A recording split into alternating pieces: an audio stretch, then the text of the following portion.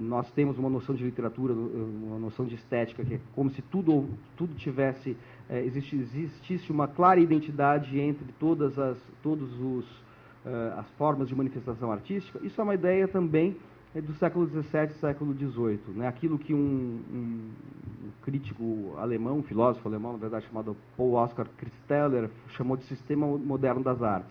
A gente tende, para nós é absolutamente natural, há 2, 3 séculos, que literatura, compreendendo arte, prosa e poesia, artes plásticas, escultura, arquitetura, música e, atualmente, de 100 anos para cá, cinema, constituam, é natural para nós que isso tudo constitua um todo homogêneo. São formas, são linguagens diferentes para expressar coisas semelhantes. Representações estéticas da realidade, conhecimento pela imaginação, como vocês queiram definir o que é arte. Ninguém sabe o que é arte exatamente. Da antiguidade até o começo da Idade Média, o sistema de ensino traduzia um pouco a classificação das artes.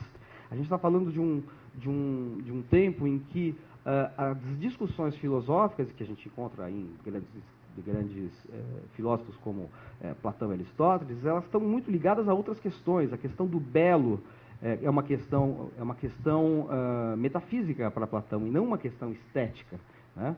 Tanto que há uma clara, para nós, uma contradição que soa às vezes ingênua, mas não é nada ingênua, mas essa ideia de que ele tem uma noção de belo abstrato que, quando se manifesta numa poética, por exemplo, é algo que vai ser, na sua república ideal, banido, porque aquilo significa um desvario da razão. E o próprio Platão define, em determinado momento, a poesia como uma loucura divina.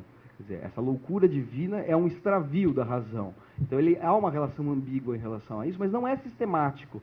Se há uma coisa que a gente pode pensar, a antiguidade regia a sua ideia de arte pela noção de belo. Não era. O belo não era uma noção aplicada às artes. O belo era uma noção metafísica com a categoria da verdade, a categoria da justiça, do bem. Não tem nada a ver com categorias que nós chamaríamos hoje de estética, embora possam ser eventualmente aplicadas às manifestações que nós chamaríamos hoje de artísticas. Da mesma maneira, em dado momento, assim, para citar um outro filósofo, o Aristóteles se refere à poesia como essa arte que imita só pelas palavras e se tem conservado sem nome até essa data. Ou seja, o autor que escreve depois a poética fala, esta arte, essa forma aí, essa técnica de representar as coisas pelas palavras ainda não tem nome. Ou seja, não existe um nome para aquilo que nós chamamos de literatura. Existem gêneros, existem formas de expressão que, às vezes, tem um conceito que a perpassa, como no caso do Aristóteles, o conceito de mimesis, que é um dos poucos conceitos que podem sugerir uma certa homologia, uma certa identidade entre as manifestações, entre o que a gente chamaria hoje também de linguagens, né? A ideia da mimesis, da representação.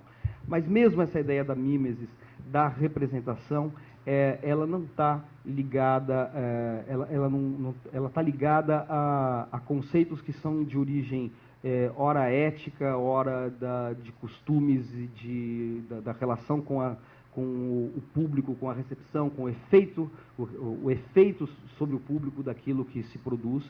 Daí as distinções, por exemplo, que Aristóteles faz entre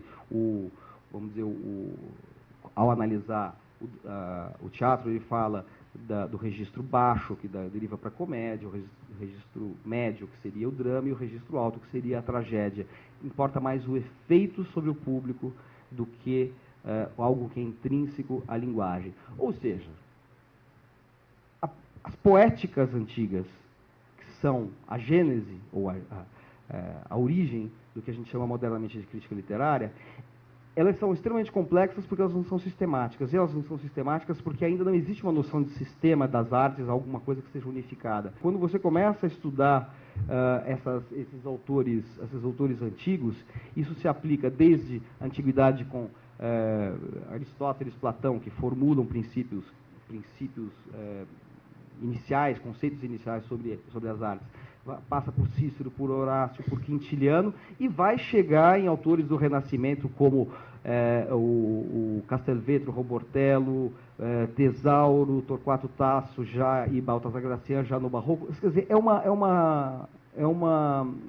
a gente tem um arco que vai da Antiguidade até o Barroco, em que essas discussões sobre arte ou sobre a poética, no caso da literatura, elas não têm uma sistematização ampla, não é algo que para nós é fácil de identificar como uma relação entre o objeto literatura e o conceito que a ele se aplica.